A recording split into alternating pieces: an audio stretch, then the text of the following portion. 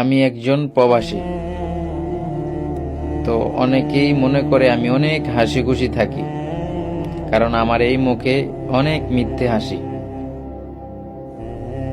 আমি যে একজন প্রবাসী, আমি অনেক কষ্ট নিয়েও হাসতে পারি, এটা হয়তো অনেকেই জানে না।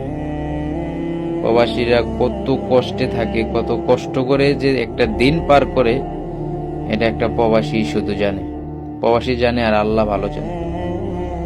তো আমরা হাসি খুশি থাকি ঠিকই, কিন্তু আমাদের কষ্ট বোঝার মতো কেউ নাই, কেউ বুঝবেও না। আমরা বললেও বুঝবে না আমাদের কষ্ট। তো মুখে মিথ্যে হাসিটা রাখি মানুষকে এটা বোঝানোর জন্য যে আমি অনেক ভালো আছি, যে আমরা প্রবাসীরা অনেক ভালো আছি।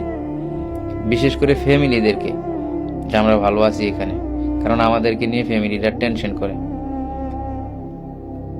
তো এটাই আর কি, আমাদের জীবনের গল্প বলে শেষ করা যাবে না, একটা প্রবাসীর কষ্ট বলে শেষ করা যাবে না।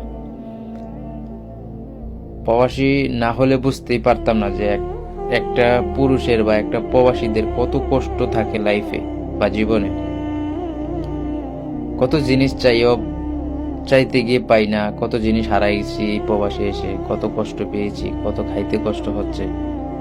হ্যাঁ, এটাই আমাদের জীবন প্রবাসী, বলে শেষ করা যাবে না।